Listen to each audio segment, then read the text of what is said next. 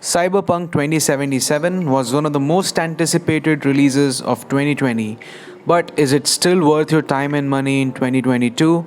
Let's find out in the video.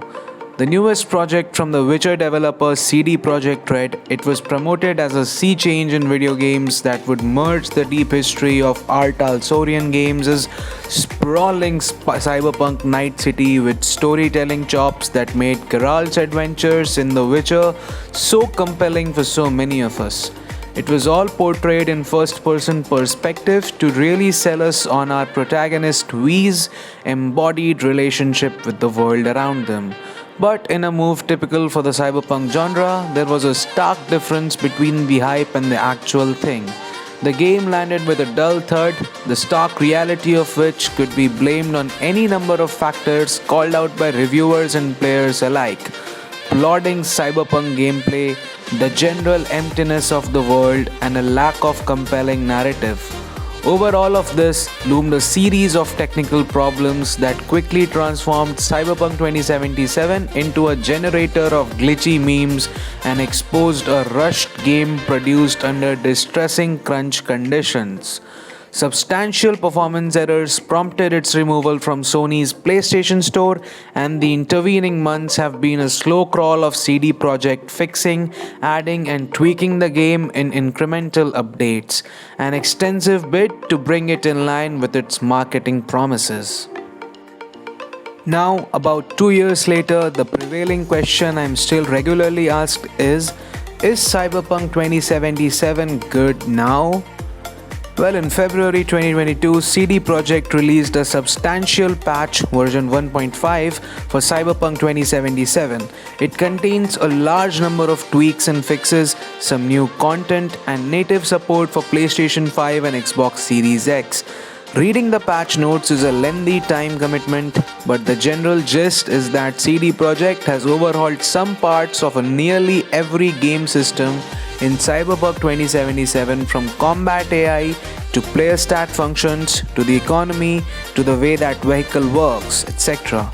These big post-release swings are not unfamiliar to the developer, since it performed similar system and world overhauls with the second and third Witcher games. However, this is the first time that a single patch has had the weight of fixing an entire game on its back. It is a heavy weight, and I'd be lying if I said that having to evaluate how fixed the game is did not weigh on me heavily as I booted the game up on PlayStation 5 once it was relaunched back in February. In the weeks since, I have leisurely played through Cyberpunk 2077 for the first time. My eyes are as fresh as they can be since I skipped the initial game to wait for the inevitable second swing. My verdict, put shortly, if you're looking for a soundbite, Cyberpunk 2077 is now a pretty good game.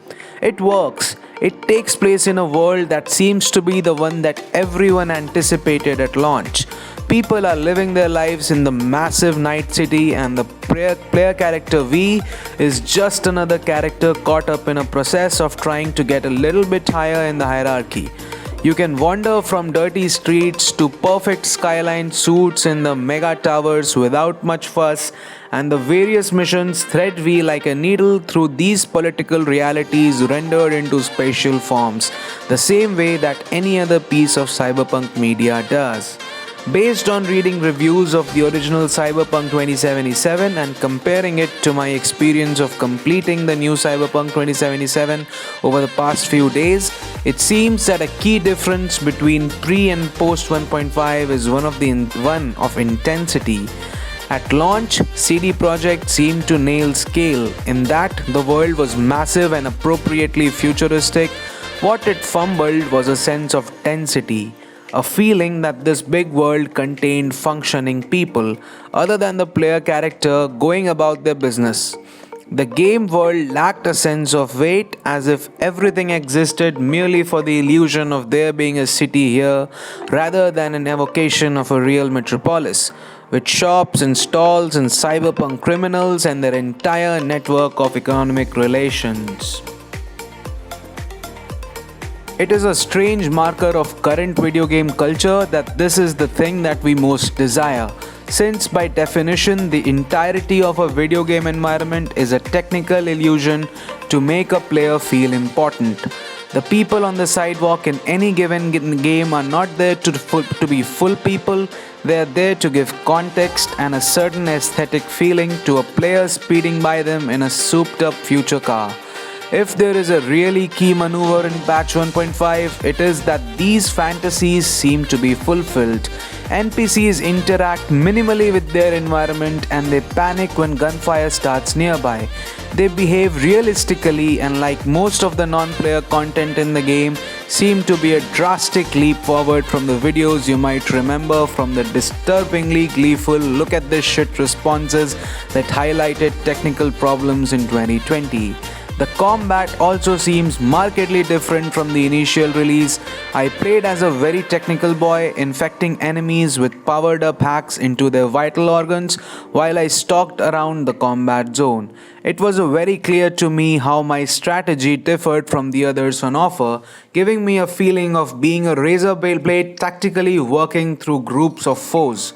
When my more elegant skills weren't up to the task, I could always go at my cybernetic enemies with a baseball bat.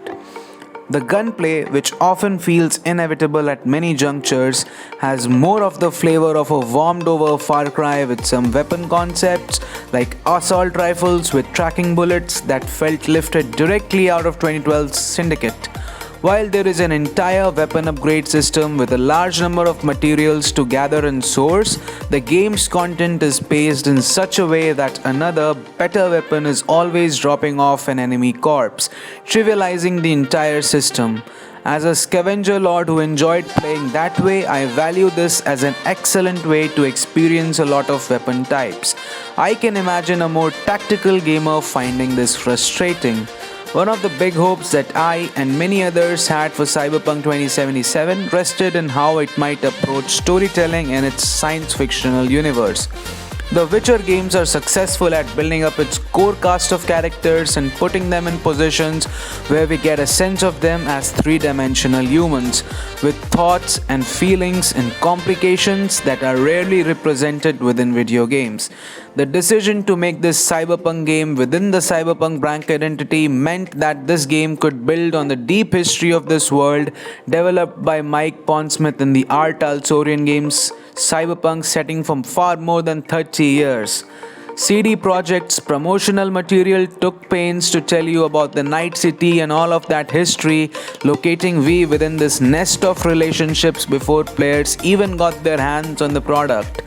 This world history and the players in it are what give context to the open world and its various zones and factions. It matters that you understand that Night City is sliced up by a dozen different groups, each with their own desires for the future and traditions that keep alive. In turn, those groups provide a backdrop against which we understand the game's primary characters like Johnny Silverhand, Panem Palmer, or the Arasaka corporate family. As a genre, Cyberpunk is often exploring questions of who is constrained by what, and novels like Bruce Sterling's Island in the Net or William Gibson's Neuromancer operate partially on the thrill of watching their characters break through the social, economic, and technical walls that have captured them.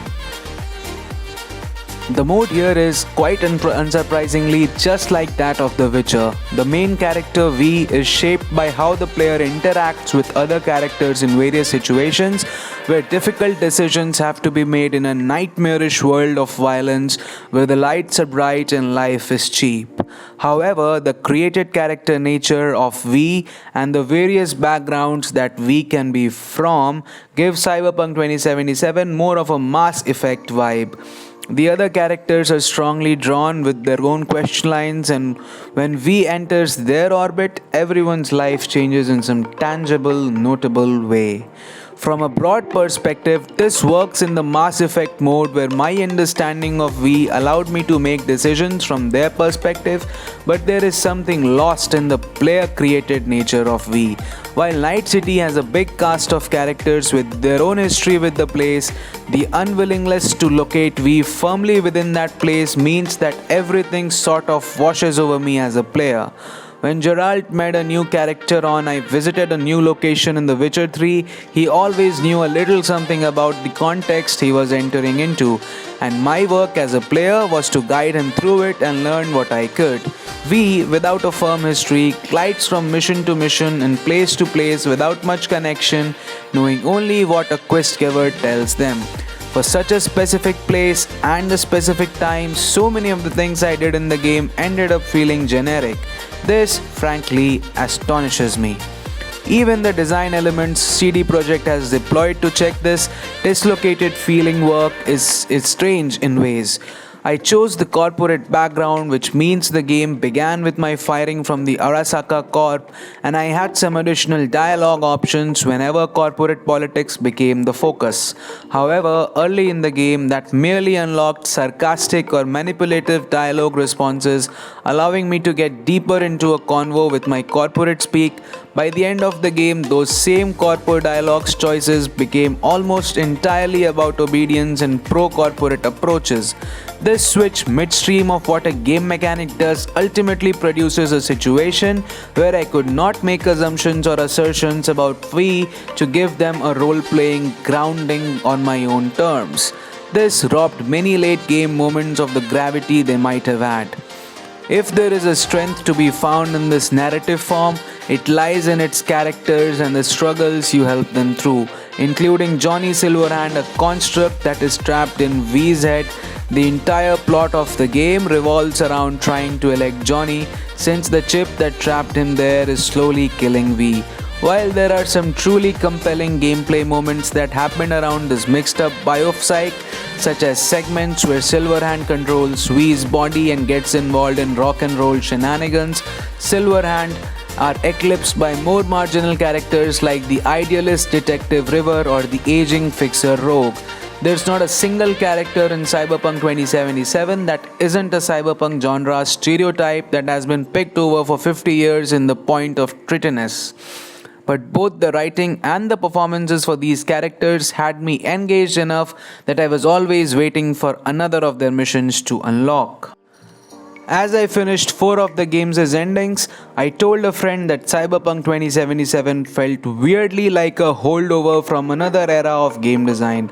At its core, it feels like a well-executed Mass Effect welded onto a Far Cry. The narrative designs of the former feel layered on top of the hostile encounter open world notes of the latter.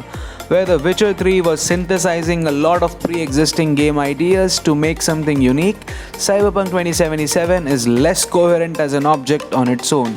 You can play at the seams and feels the staples holding it all together. At this point, post 1.5, the most notable points of friction no longer feel like the result of developmental foibles or a lack of time. Instead, they feel like part of the game's DNA, the faults that were there before any problems in final execution. It is worth thinking here about the decisions behind a major patch like this, which focuses almost entirely on the technical and gameplay sides of the game. There's been no attempt to soften or explore the cyberpunk genre's deployment of techno-orientalism in its treatment of Asian culture and characters, which is a huge missed opportunity in a game that spends so much time ruminating on the mistakes of the past and how one might repair them. A transphobic ad is still plastered across nearly every surface in the game, monopolizing vision in a way that does not even line up with real-world advertising practices. With this game's long tail of updates, there are seemingly infinite chances to go deeper, to rethink some assumptions, and to engage with the genre at least as fully as its founding texts did.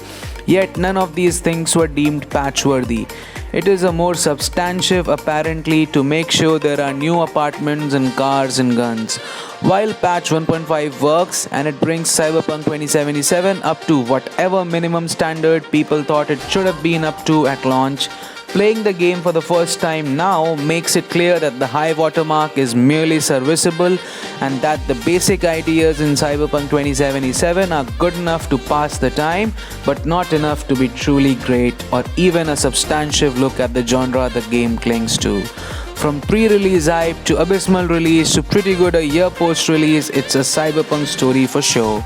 But it is impossible for me to play the game after this patch and not think about how so many other games with so many more interesting ideas and takes on the genre are not going to get the second swing that the Cyberpunk 77 is going to get over the next year. That's it for this video. I hope you enjoyed it, and if you did, please like and share the video and subscribe to my channel. I'll see you guys in the next video. Until then, keep gaming.